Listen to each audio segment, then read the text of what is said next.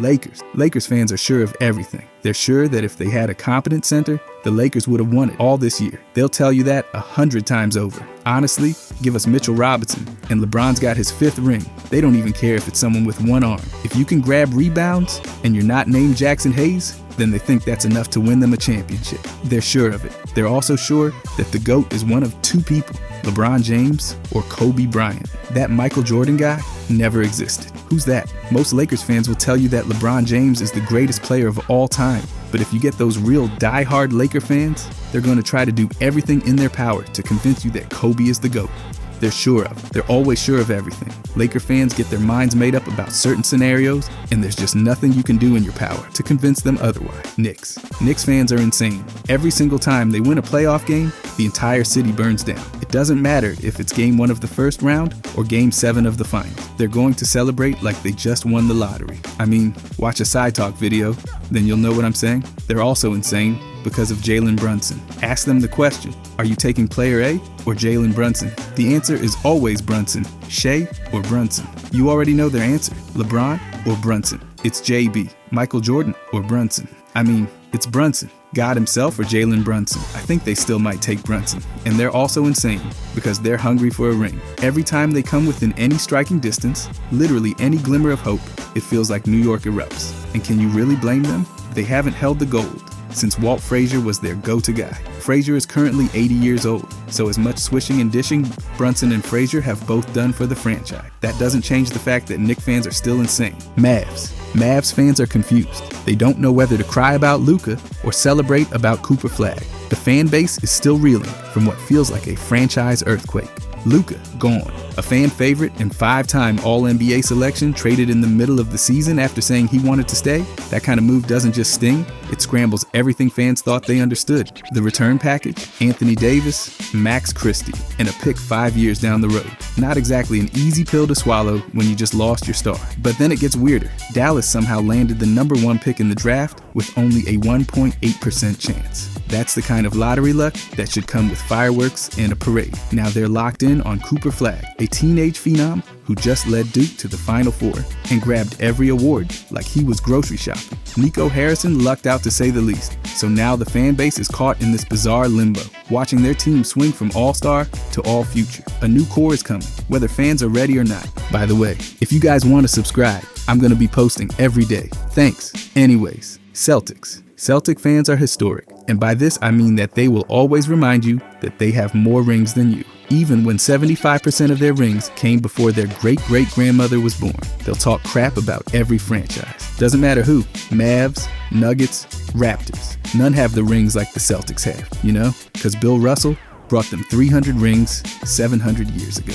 Although shout out to Tatum and Brown getting them a ring last year, no one can deny that. The Celtics are a historic franchise, no doubt. But those rings, they're always going to let you know. We have more championships that you do.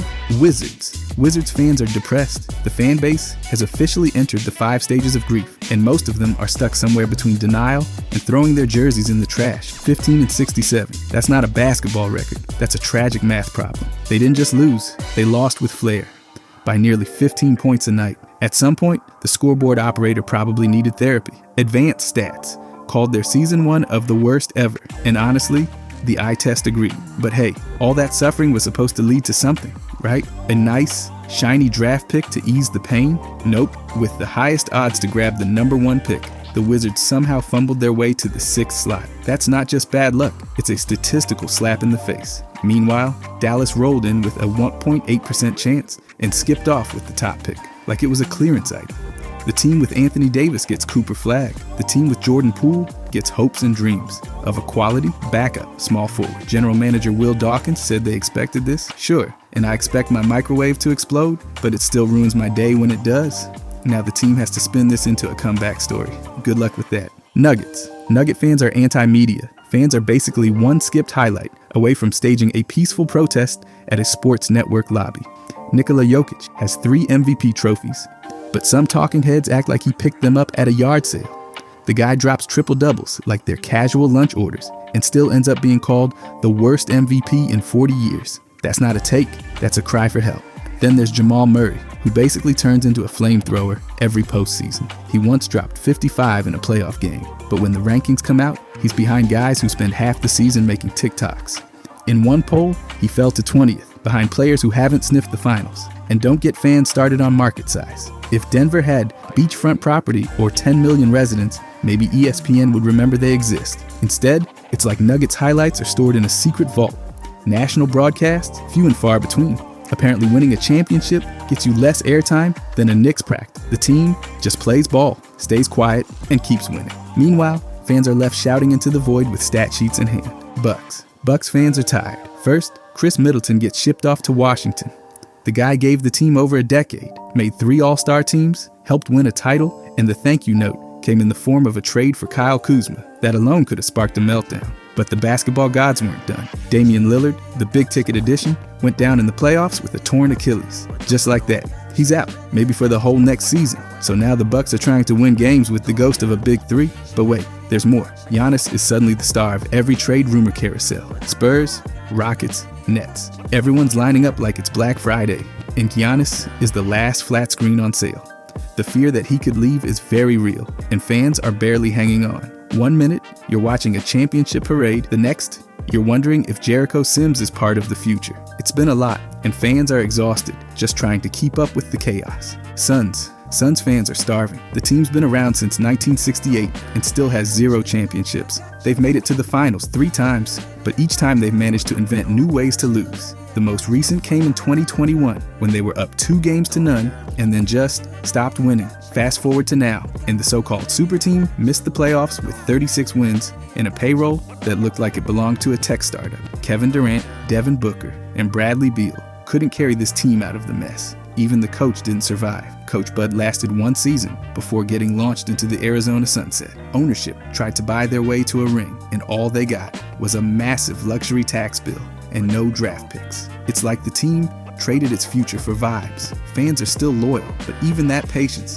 has an expiration date. They've seen better teams do worse and worse teams do better. The hope is still there, somewhere under the receipts and therapy bills. Sixer fans are hopeful. Somehow, after a season that felt like a reality show meltdown, the vibes are weirdly optimistic. Paul George rolled into Philly with a $212 million contract and the hype of a Marvel reboot. What fans got instead was 16 points a night, an injury, and a podcast pause. That's not quite what you want from your max guy. Meanwhile, Tyrese Maxey said, "Fine, I'll do it myself." The dude averaged over 26 points and made it clear this is his team now. He basically ran the offense, the locker room, and probably the halftime snacks. Jared McCain, when healthy, showed out too. He put up 15 a night, nailed threes, and brought a little chaos to the court, in a good way. Then the lottery gods finally tossed Philly a bone, landing the number 3 pick when they were supposed to lose it. Now fans are eyeing top prospects and dreaming again. Maxey, McCain, and a mystery rookie. That's a foundation. Maybe the Paul George experiment fizzled, but somehow this offseason feels like a reset button that actually works. And for Sixers fans, that's gold. Warriors, like the Celtics, but in a different way, Warrior fans are ring counters. The fan base has mastered the ancient art of ring counting like it's a full-time job. Anytime the team gets torched or someone dares to criticize them, someone's pulling out fingers and naming years like they're reciting family birthdays. 4 titles in under 10 years gave fans enough ammo to launch a smugness empire, and they haven't looked back. When Steph Curry led the charge and Klay and Draymond were never far behind, it was an all-you-can-eat buffet of wins. But now, it's a little different. The team's aging, the West is a mess, and some nights look more like a reunion tour than a playoff push. Still, you'll hear 2015 before you hear rebuild. Then there's the tech crowd, the newer generation of fans who jumped on when the Warriors became Silicon Valley's favorite status symbol. Some longtime supporters look at them like they showed up at a tailgate with an electric scooter and no backstory. And don't forget Draymond, the walking contradiction, locking down all-stars while occasionally losing his mind. The past is loud, but the future's a mystery. And through it all, fans just keep flashing fingers and yelling, "For Bulls." Bulls fans disagree with their front office. The fan base is stuck in purgatory, watching a team that refuses to pick a lane. When Arturas Karnisovas and Mark Eversley took over, the plan was to build through the draft, slow and steady. But not long after, they started flipping picks for vets like Vooch and handing out contracts like it was Black Friday. That pivot to a win-now strategy has aged like milk. 3 straight play-in exits, 0 playoff series wins, and now they've traded away Zach LaVine, DeMar, and Alex Caruso. but somehow still kept Vooch and Lonzo Ball. It's like they're rebuilding with the leftover parts of a plan they never fully committed to. Head coach Billy Donovan even admitted there's no actual plan. That's not exactly the confidence booster fans were hoping for. And if that wasn't enough, the front office is reportedly understaffed in analytics and scouting. In a league obsessed with data, the Bulls are playing checkers on a chessboard. Ownership keeps backing the current regime, which is about as comforting as a soggy pretzel. Until someone actually picks a direction, fans are just watching the wheel spin while everyone else pulls ahead. Heat fans are a cult. The fan base doesn't just root for the team, they basically join a lifestyle brand. Heat culture might sound like a marketing slogan, but fans treat it like scripture. Discipline, toughness, and zero excuses. That's the vibe. And if you're not with it, you're probably on the bench or out of town. Pat Riley built it, Haslam enforced it, and now fans keep it alive like a family heirloom. Sure, they get clowned for showing up late to games, but that's just because they're busy being fabulous. Once they're in the building, it's all fire emojis and full volume belief. They've been called cult-like, which is rude, but also a little accurate. This is a fan base that thrives on being underestimated. When the team scrapes into the playoffs and still makes a run, fans don't call it surprising. They call it tradition. And off the court, the teams everywhere, local causes, cultural moments, city pride. It all blends into one tight-knit identity. The Heat aren't just a team, they're a civic personality trait. And fans, they're not casual. They're committed, caffeinated,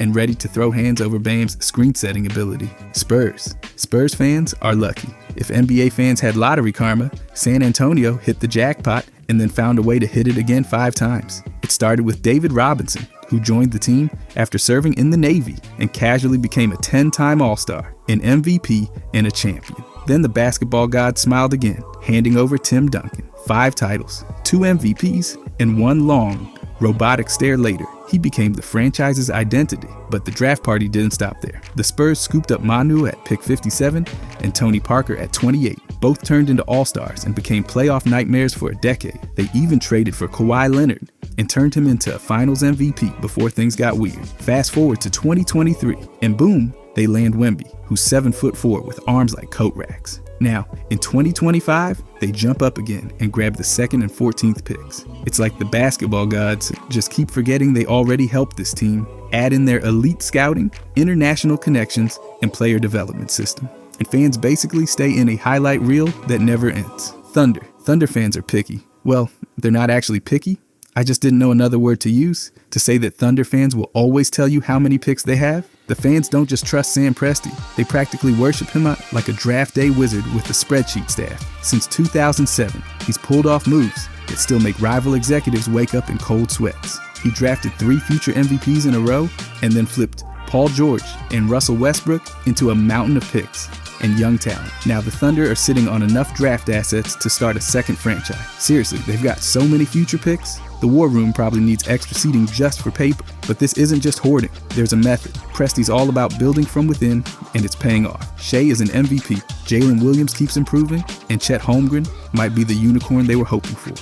It's all part of a patient, long game strategy that fans are fully on board with. While other teams mortgage their future, the Thunder basically have the deed to the next 5 drafts. And somehow, they're already good. Presti's not just playing chess, he's designing the board. And Thunder fans, they're just waiting for the rest of the league to catch up. Piston fans are proud. Fans finally have a reason to stand up without sighing first. After winning just 14 games last season, Detroit roared back with 44 wins, making it one of the biggest single-season turnarounds in league history. From basketball graveyard to playoff bracket in 12 months, not bad. They hadn't posted a winning record since 2016, and now they're back in the mix. And not just in the mix, they snapped a 17-year playoff winless streak by beating the Knicks in Game 2. That 15-game skid is finally dead. Cade Cunningham leveled up in a big way, averaging over 26 points and dishing out 9 assists a game. He even threw down a 30-10 in the postseason, a first since the Billups days. Malik Beasley broke the franchise record for 3-pointers, and Isaiah Stewart played like the bad boy's ghost was whispering in his ear. New leadership helped too. Trajan Langdon and Bickerstaff brought structure, and it showed. Pistons fans, they're finally riding something that looks like momentum. Pelicans. Pelican fans are survivors. This fan base deserves hazard pay for emotional damage. Ever since Anthony Davis forced his way to Los Angeles in 2019, it's felt like New Orleans has been stuck in a loop of rebuilding with duct tape and hope. That trade did bring back some solid pieces, but let's be real, Losing a generational talent always stings. Then came the 2024 to 2025 season, which turned into an actual medical drama. Zion Williamson got 30 games in before his back said no thanks and shut it down. Murray tore his Achilles because of course he did. Trey Murphy ripped up his shoulder, Herb Jones did the same, and McCollum's foot gave out just to keep the theme going. The result? 21 wins, 61 losses, second worst record in team history.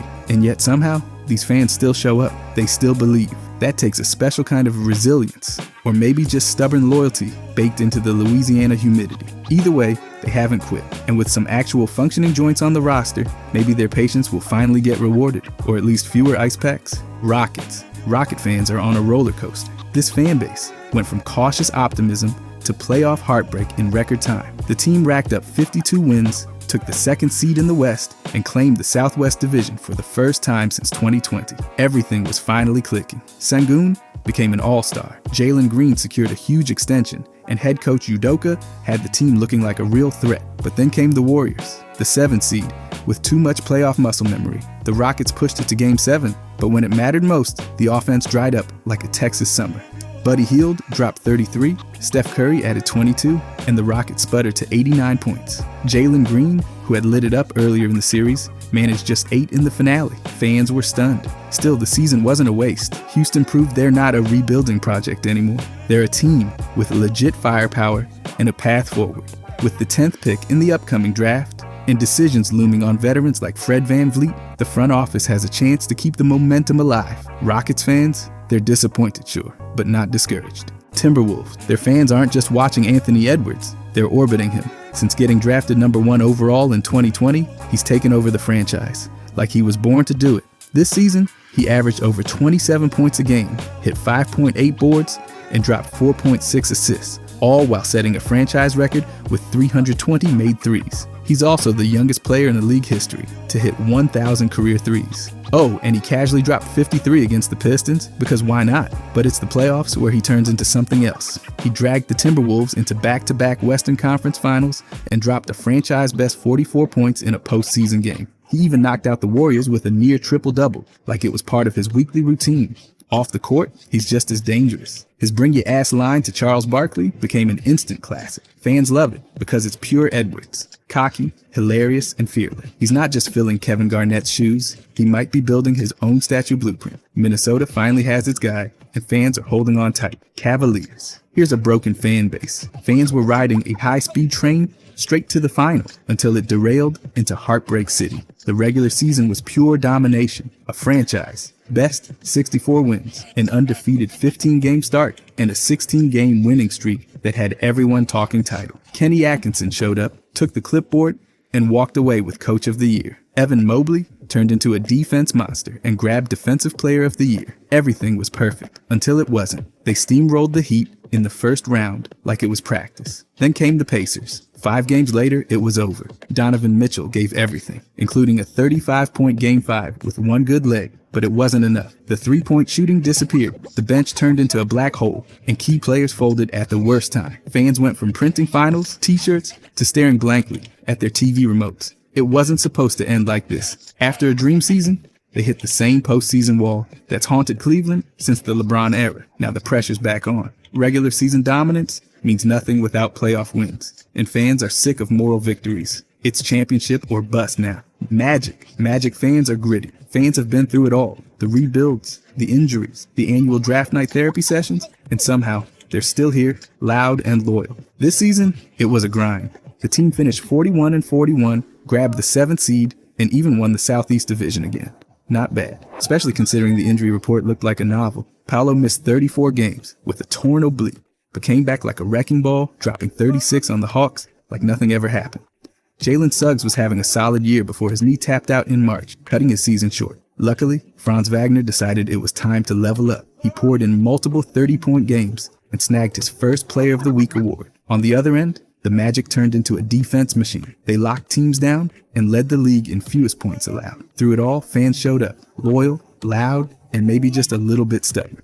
Orlando isn't flashy, but this season proved they're gritty, growing, and absolutely worth watching. Jazz fans are just lost. Fans just got run over by the basketball gods, and then handed a participation ribbon. After dragging themselves through a miserable 17-65 season, the worst in franchise history, they looked to the draft lottery like it was a life raft. With the highest possible odds to land the top pick, dreams of Cooper Flag dancing in a Jazz jersey were alive and loud. Then came the lottery, and somehow, against math, mercy, and logic, Utah dropped all the way to pick number 5. That's not just a letdown. That's emotional sabotage. Owner Ryan Smith reportedly voiced his feelings the next morning, which might have included sounds only dogs could hear. Now, general manager Justin Zanuck is stuck spinning it forward, talking up hidden gems and trade possibilities. Maybe they move up, maybe they don't. Either way, fans are left with trust issues and a pile of what-ifs. They've stuck with the rebuild through the dark days, and this just dimmed the lights a little more. Still, in Utah, the loyalty never really fades, even when the lottery does everything in its power to break their basketball spirit. Clipper fans understand the Clippers are cursed. The fan base exists in a strange mix of optimism and existential dread, as if every playoff run comes with the side of emotional damage. After decades of bad luck, collapses, and what just happened moments, fans have started wondering if there's something truly cursed about this franchise. They've had the talent, Kawhi Leonard, James Harden, but it rarely ends the way it should. The 2020 playoff collapse against the Nuggets after leading 3-1 was already burned into memory. And then in 2025, they did it again. Game 7, first round, another loss to the Nuggets, this time by 19. The roster was stacked, the hype was loud, and the ending was all too familiar. Injuries didn't help either. Kawhi's knees have become an annual mystery. Even with Steve Ballmer pumping money and energy into the franchise, the ghost of Donald Sterling still lingers. After so many resets, big trades, and big promises, fans are tired of hope turning into heartbreak. The team keeps changing, but the pain, that part stays the same. Pacer fans are hyped. Fans are buzzing like it's 2014 all over again. Only this time, the team's got more juice and a real shot. Back-to-back trips to the Eastern Conference Finals has them feeling like the ghosts of playoff heartbreak finally took a vacation. This run, it's been convincing. First, they handled the Bucks in 5 games like it was nothing. Then steamrolled the top-seeded Cavaliers 4-1. That Game 5 comeback down 19 was straight chaos, with Tyrese Halliburton dropping 31 points and looking completely unfazed. Pascal's been the perfect Robin, steady scoring, veteran energy, and none of the drama. Rick Carlisle's got this team locked in, pulling the strings like a playoff puppet master. The squad isn't built on one star, it's ball movement, effort, and full buy-in from top to bottom. They defend, they share the rock, and they've got depth that's been grinding opponents down. Fans finally feel like they're watching something real. Not a flash in the pan, but a team that can last. Hope is officially turning into belief in Indiana. Blazers. Blazer fans are dreamers. Even with Simons and Sharp, they're still dreaming of what could have been. This fan base might as well be sponsored by heartbreak and hope. Portland fans don't root for a team. They emotionally adopt eras. The Roy Aldridge-Oden trio was supposed to be their dynasty. Brandon Roy came in, Rookie of the Year, clutch as anything, and instantly became the soul of the team. LaMarcus Aldridge gave them a steady 20 and 10, while Greg Oden was supposed to be the defensive anchor to tie it all together. Instead, knees. Roy's career ended way too soon, and Oden played 82 total games. Aldridge stuck around, kept producing, but eventually left. It was a classic case of what could have been, and Rip City still thinks about it more than they should admit. Then came Damian Lillard, and with him, the rebirth of belief. From game winners to jaw-dropping playoff moments, Dame delivered everything but a title. His loyalty turned into legend, but the front office never quite gave him enough. When he was traded in 2023, it felt like saying goodbye to the last piece of a dream. Still, Blazers fans keep showing up. They dream, they hope, and no matter the roster, they believe Rip City's time will come. Grizzlies. Grizzly fans are disappointed. Fans went into the season with cautious hope and came out with a forehead-sized dent in their wall. The team finished 48-34, good enough for the 8th seed, but then got unceremoniously swept by the Thunder in the first round. That 4-game collapse was hard to watch, unless you like watching dreams evaporate in real time. Just 9 games before the season ended, head coach Taylor Jenkins was fired, despite a solid 44-29 record. Enter Tuomas Isalo as interim coach, and cue the confusion. As if that wasn't enough chaos, the injury list looked like a hospital wing. Morant missed a big chunk of time with a nagging hip injury. Jalen Wells broke his wrist in April. Brandon Clark blew out his knee in March. Add that all together, and what you get is a team that limped into the playoffs and got bounced out of them immediately. Fans were hoping the draft lottery might throw them a bone, But nope, just 2 second-round picks at 48 and 56. Now it's another offseason of questions, frustration, and waiting for a bounce that doesn't break. Nets. Nets fans have officially gone full draft nerd, and they're proud of it. After finishing the season 26 and 56, the team missed the playoffs and barely missed the chance to land Cooper Flagg, falling from the 6th best odds to pick number 8. They were literally one ping pong ball away from rewriting their future. Now, instead of disappointment, fans have leaned into obsession. With 5 picks in the 2025 draft, 8th, 19th, 26th, 27th, and 36th, Brooklyn has turned into a war room of speculation. Every mock draft post gets dissected like it's a final exam, and fans now casually toss around international prospect names like they've been scouting since birth. This all stems from the franchise finally accepting a rebuild. Trades that sent Kevin Durant and Bridges out the door brought in a stockpile of picks, and general manager Sean Marks is treating them like gold bar. No quick fixes, no splashy desperation, just pure draft grind. The Nets are betting on youth, development, and patience. And the fans? They've become full-blown draft junkies, watching college games like their playoff previews and clinging to every scouting report. Hawks fans have started whispering the word sleeper like it's a secret weapon, and for good reason. Atlanta's not making big headlines, but they've been quietly stacking pieces that actually make sense. First overall pick Ricochet came in and cooked, including a ridiculous 38-point game against the Nets that made people look twice. Dyson Daniels, he took a leap big enough to snatch the Most Improved Player award, putting up 14 points, nearly 6 boards, and 3 steals per game. Jalen Johnson was on a breakout path too, averaging almost 19 and 10 before his shoulder gave out. Even with a 40 and 42 record, this team went 6-2 against the top 3 teams in the East. That's not a fluke. That's a warning shot. Fans aren't delusional. They know it's a work in progress. But there's a growing vibe that this team's one smart move away from turning some heads. Youth, defense, and just enough chaos. Atlanta isn't loud right now, but the believers are starting to speak up, and they might be onto something. Hornets fans are wondering if they should give up. Fans came into the season hoping for progress, and instead got a crash course in basketball misery. The team limped to a 19 and 63 finish, their worst season in over a decade. And it wasn't even a dramatic fall. It was a slow, painful unraveling. LaMelo Ball was electric in his 30 games, putting up almost 29 points per night, but his ankle betrayed him in January. Brandon Miller looked like a star in the making until his wrist called it quits midseason. And Grant Williams? Torn ACL in November. That's 3 key players gone before the team could even find a rhythm. The result? A broken roster, no continuity, and games that often felt over before halftime. Fans hoped the draft lottery would offer salvation. Instead, the Hornets landed the 4th pick. Outside the flag, Harper, ace sweepstakes, and squarely in better luck next year territory. First-year head coach Charles Lee didn't have much to work with, and now questions are swirling about what direction this team is even headed. The vibes? Grim. But with some young talent still on the board and that 4th pick looming, there's at least one light flickering at the end. Kings. This fan base doesn't just cheer for a team, they are it.